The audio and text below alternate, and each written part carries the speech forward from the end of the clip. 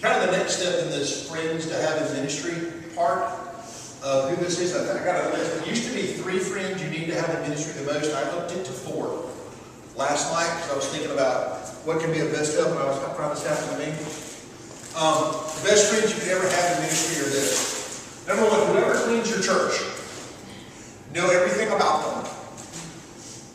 Children, spouse, birthdays, favorite candy is the coolest thing. When you through, find the cart they're working on and leave them a bag full of their favorite candy. Just to say thank you. Plus, the way this works is it's not that you're bribing, but you really are. That when you get a really good relationship with someone like this, you break stuff, nobody knows. They'll fix it for you. You clean it, they'll take you leave a mess, you clean up if you have a consistent pattern of cleaning up after yourself and have a great relationship with the person who cleans it, it's an honest relationship, not manipulative. You can get away with all. You can get away with murder. And they'll help take care of you, but also they'll let you know because they hear everything. And if something's coming your way, they'll let you know first. If something's going to come down or somebody has said something to somebody else about your ministry or your group. Number 2, if you have a church administrative secretary or administrative assistant, that person, male or female, whatever they are, kind of the same stuff as up here.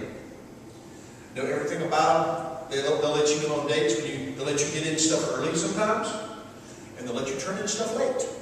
Laurel Jenks at Apex United Methodist Church likes caramel macchiatos with the light caramel salt from Borders Bookstore with a special person making it. Learned that one after I got needed to cash in a couple of favors. Plus, we're usually the people that jam the copier and they're the ones that know how to fix the copy. 2. The way that works.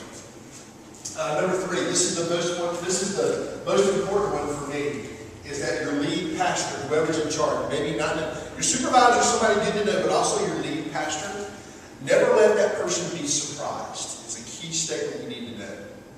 Whether you're on a ski trip with the Wesley Foundation and you get in a bus accident in Waukene, Kansas, that's a 25-car accident, that's not your fault, call that person first.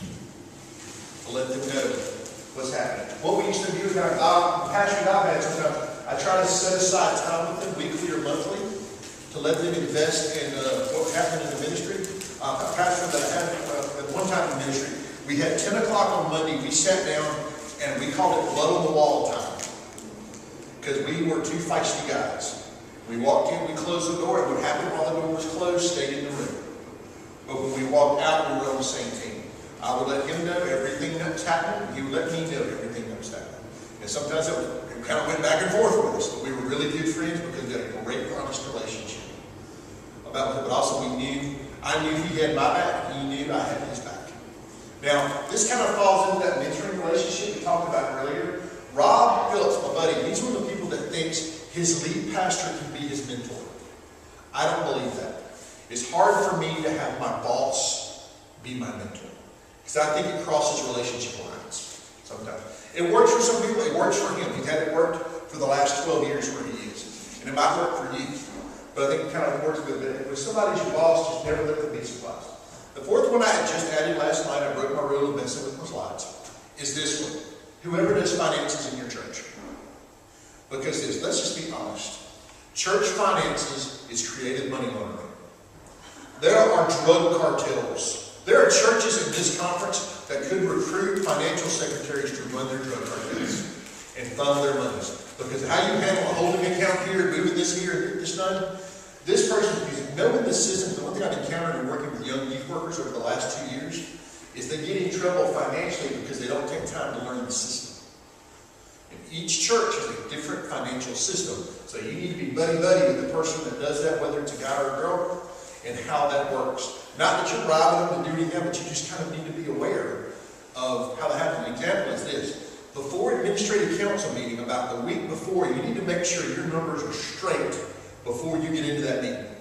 Because everybody's going to get a piece of paper with the finances on it, and you're going to need to know what you need to answer for if you're up or if you're down. Because usually it happens this way. About July and August, your summer's getting done and your money's low because it happened, and you got to put deposits in for the next year, so you're super low. And when someone sees this and doesn't know what's going on, they'll freak out, especially in the finance community. So you got to tell the finance person, and say, look, this is the reason this is low. You tell them in finance. And they tell them in finance, so when you get an administrative council meeting, and someone asks that question, well, why is the youth budget down? It's still down. Look at all these things. Someone else will speak for you and say, it's deposit season. All the money's not into the parents yet. And that way you can kind of sit back going, and you don't have to answer your question, basically, because someone else of a higher rank has already covered your question for you. Now, that's worked several times for me in my experiences. But these are some great people that you need to know. Is there anybody else that y'all think fits that kind of role that we need to know?